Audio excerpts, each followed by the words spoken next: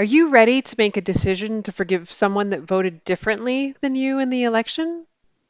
I don't know if this is an internet myth or not, but I'd heard over the weekend that there was a murder suicide. Someone decided to kill his family and himself because of political differences, and he didn't want to live in the future world. Extreme actions like this aren't healthy, and I really hope that you aren't facing something quite as extreme as this. Forgiveness begins with a choice and a decision to forgive. You can choose not to forgive. Let's run through a few of the more likely scenarios for alternatives than murder suicide to forgiveness. You can find other ways to get back at the person for not voting the way you wanted, block the person out of your life, or at least for the next 4 years until the next election, hold a grudge and not tell them, pretend that you aren't angry or upset and try and keep moving on, keep arguing the differences and debating the different sides, or demanding an apology for them for hurting your feelings because they voted differently than you. As you look at the relationship, are any of these paths going to get you back to a healthy, loving friendship or family relationship? Do you want that broken relationship or do you want it healed? Just really curious. I'm sure that if you're following this far along, you're interested in healing that relationship, and forgiveness is something that you're considering. Sometimes decisions to forgive are conscious and deliberate. Other times we slide into decisions, even important ones, through small, tiny little steps. Just think about individuals that have fallen into deep romantic commitments is they slowly, step by step, fell more head over heels in love, and they didn't realize until they look back of what was important. Do you think that some harms are too large to forgive? Personally, I think so. I think there are so many evil things I hear about in the world that if anything happened to me or my loved ones, I'd feel it very difficult to forgive. But I have heard so many beautiful stories of forgiveness. One that stands out that I was reading recently is a Holocaust survivor encountered one of her jailers decades later at a Christian event. And he'd asked her to forgive him because now he was a born again Christian and he realized what he had done and the impact of his actions. She got had to think really hard into being able to call on the Holy Spirit, to being able to forgive him. Personally, I'm not sure how I would be able to handle that situation, but the way that it's described, that is something just to aspire to, and I could hope that I would raise to that level of virtue in such a situation. In case if we haven't met before, I'm Sharon McCall. Professionally, I'm a stress recovery coach that helps individuals struggling with chronic stress and workaholic tendencies that are seeking more work-life balance. As I watched the reactions on the internet to the US elections last week, I just felt called to share some of my knowledge and skills to help people restore broken relationships. Thanksgiving is right around the corner, and when many families come together, so I'm using this worksheet and discussion to help myself and others to have a more peaceable meal. I'm keeping this fairly secular despite my Christian beliefs and in my Christian coaching framework to make this a practical approach and so that forgiveness is accessible to more people. In today's exercise, it's going to give you a chance to make a deliberate decision to forgive. If you've slipped partway into a decision to forgive, you can state your commitment to it. This the last episode that we went over, covered how not forgiving can damage our health, relationships, and personal peace in many ways. I shared some scientific evidence for forgiving and how unforgiveness is bad for your well-being. So you might be thinking about the harm you experienced and think, yep, I've already moved partway down the path of forgiveness. The weekend's gone by, it's not quite so fresh. Or you might be thinking, I'd like to commit myself to forgiving, but just not there yet. If you find yourself walking on the road to forgiveness or getting ready to walk down the road, today's lesson will help you make that decision more firm. So let's get into the exercises for today. So let's get into today's exercise. The first of these is exercise 3.1, which is called injustice gaps. So for these four different scenarios, rank these from the easiest to forgive to the hardest to forgive. At least get what is the easiest and the hardest. So person A, hurt you deeply and yet repeatedly says, I didn't do anything wrong. Person B didn't really hurt you that badly. Person C hurt you deeply but cried and apologized sincerely. And then person D hurt you deeply but apologized and did some nice things to make up for the hurt. So, which of these scenarios do you think is the hardest and the easiest to forgive, and why?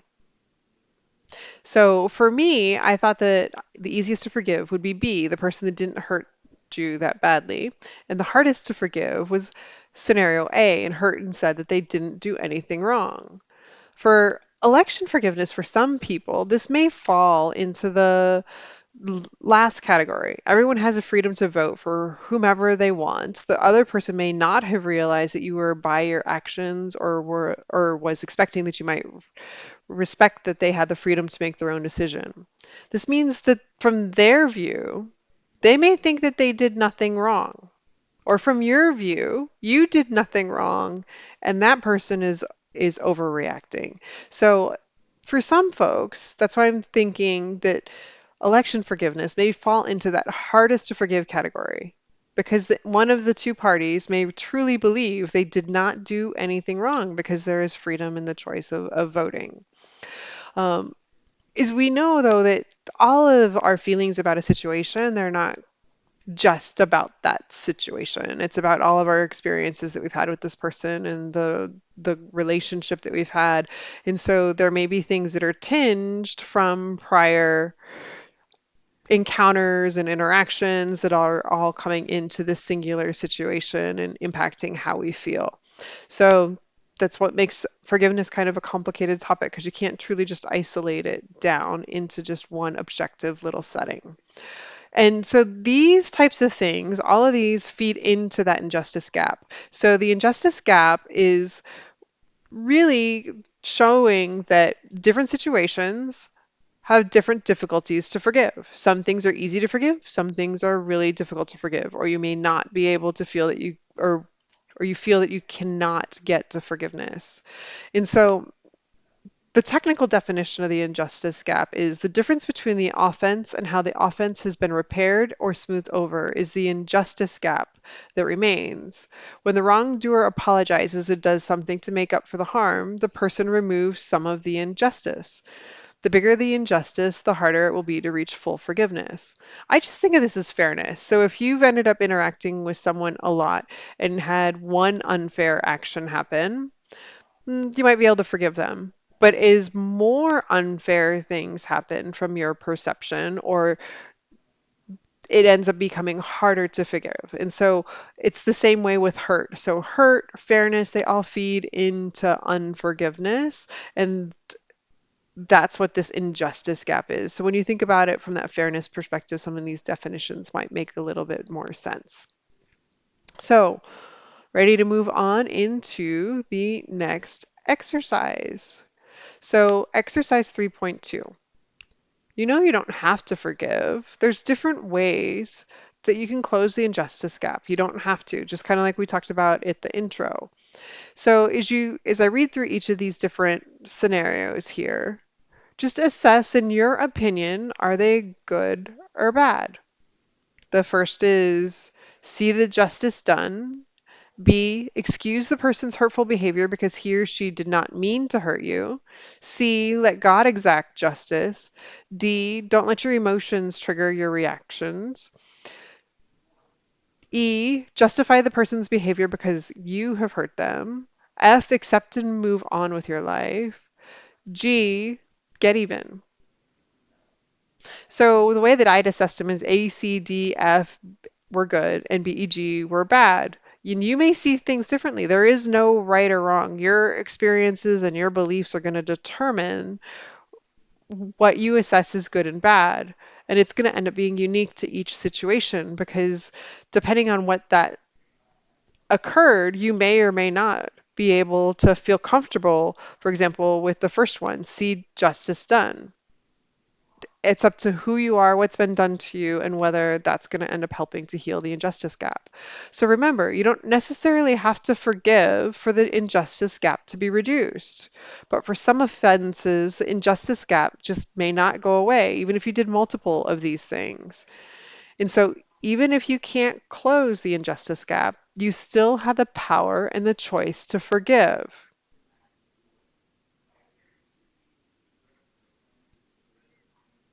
For these next few exercises, I'm just going to read the workbook. There's really not detailed questions in there. It's more of experiential and just some things for you to think about. So moving into exercise 3.3 for today. Release the burden of unforgiveness. Make a decision to forgive. While you do not have to forgive, you can make the decision to do so. Clasp your hands and extend your arms as far away from your body as you can. Imagine that the burden of hurt and unforgiveness is in your hands. If you want, put something in your hands that represents that. You may not be ready to let go of this hurt yet. So I've got two different stones that I'm holding into my hands. You may not be ready to let go of this yet. So hold it for 30 more seconds. As your arms grow tired, think of all the other things you could be doing with your hands and with your life. If you could just let go and start doing something else. Remember that holding this burden hurts you, not your wrongdoer, but letting go helps you both. Although you may not be ready to completely let go, open your hands and let your arms fall back to their normal position. Notice the relief that you feel and embrace it. This is what forgiveness is very similar to. You're holding on to these grudges, these emotions, and you'll feel the relief and be able to embrace that relief when you let go and you decide to forgive. Now that you know what the benefits of forgiving, would you like to make a real decision to forgive? This means making a decision to let go of the need to get even. Instead, you decide to treat the wrongdoer as a valued, though flawed, person. Even if the person is no longer in your life, you can decide that you are willing to treat the person that way if you were to see them again. So just think of this. If you've got one of those family members that's decided that they're leaving the United States because they are so angry at what the results are, you can still make this decision. Like I said, you don't have to actually see the person or talk to the person. This is all about how you feel and your emotions about that you hold towards this person. So going back, in the very first exercise, you gave yourself a decisional forgiveness a rating. You assessed, am I ready to forgive yet? And you gave it a number from 0 to 10.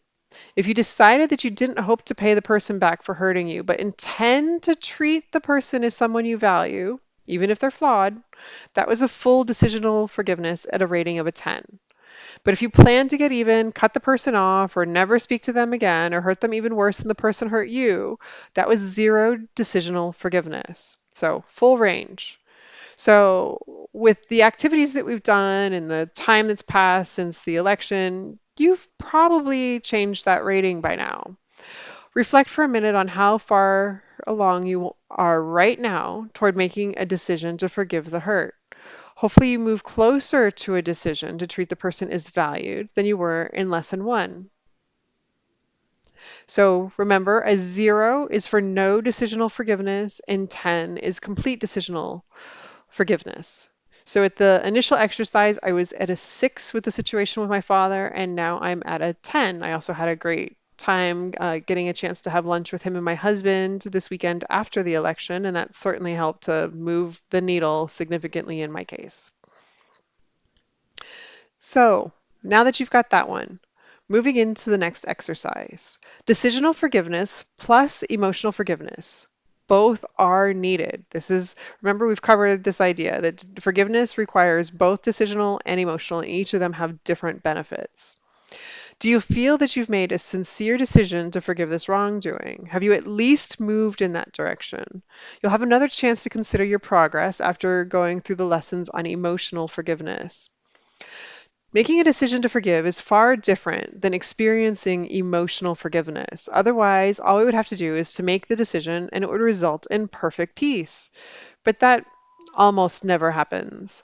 You need to decide to forgive, but that's not enough to transform your emotions. For emotional forgiveness, this worksheet will go through the 5 steps to reach forgiveness, where REACH each represent a different step in this process of emotional forgiveness. The remainder of the workbook will show you how to move through these steps. Let's begin to work through these 5 steps to reach forgiveness. So in exercise 3.5, we're going to go back and take a look at the situation and our motivation. So in lesson 2, you learned that deciding to forgive mostly improves relationships and spirituality, and emotional forgiveness mostly improves physical and mental health. So which of these benefits motivates you most to forgive? For me, the benefits for relationships and spirituality are the ones that truly motivate me. And I'm certainly looking forward to having some health benefits as the resentment goes down and I don't carry any of that because some of this has been carried for a little while. It's not specifically tied to the situation that I'm talking about in this exercise. So give yourself some thought and think about it for your specific situation. Moving on. Exercise 3.6, practical suggestions for practicing forgiveness. To become a more forgiving person, you must do more than just do the exercises. You must also practice forgiveness every chance you get. To help yourself, you will want to create daily reminders to trigger forgiveness instead of resentment, bitterness, or anger when someone harms you. Here are some suggestions that you might find helpful, and you could write out any more of the following reminders to yourself. So as I go through each of these, just take a note and see which of these might make sense for your situation and note them at the end. So I've got 5 different ideas here that I'm going to share. The first, I know that person's initials often causes me to feel bitter, resentful, or angry. So when I think about seeing the person, I will calm down right away. I'll find peace in my forgiveness. I'll take long, slow breaths, breathing out anger and breathing in a sense of well being. Also, when I meet the person, I'll avoid thoughts that make me bitter, resentful, or angry. The second suggestion, when I go away from this workbook, these videos, between lessons, I know how hard it is to return to a task once I have started something. I have great intentions, but it's still hard to go back, even though I know that completing all of these different lessons will help me to be more forgiving. So I'll pick a specific time to return and finish it. I'll add it to my calendar now and before completing the workbook. I'll put specific reminders on to return and do the next exercises. When I catch myself, this is the third one. When I catch myself thinking angry, bitter, or resentful thoughts, I'll calm myself. More importantly, I'll review the lesson in the workbook that teaches me how to calm down and empathize with my wrongdoer. The fourth, if a person hurts or offends me, I want to take care of it quickly. I will immediately put a time in my calendar and I will work on trying to forgive that new event before it gets a hold of my emotions. And the fifth one, this one's not from the workbook, but one that I came up myself that I'd found from a different set of exercises with a little bit of modification to make it better fit this workbook. This is from Jenny and Evan Owens with Reboot Recovery. Lord, and this is a prayer to include into your daily routine. Lord, today I choose to forgive initials or name for transgression. It isn't easy and it doesn't feel good, but I do it to whatever your primary motivation is that we just covered, and as an act of obedience to you. When I forgive others, it honors me how you have forgiven me. There's no real freedom without forgiveness. Amen. So you could write a custom prayer like that is a way, another action to do. So think through what are the situations that you're committed to do to practice forgiveness and to make this more of a readily available skill for you in different scenarios. So in closing, today we've covered decisional forgiveness in much more depth. Scientists and counselors generally believe that making decisional and emotional forgiveness are both important, and they are important Besides being important, it's helpful to do both. You make a decision to treat the wrongdoer more positively because you are a human of value. You also take the time and the effort to replace unforgiving emotions with positive emotions because you value other humans. So that's what we've covered today.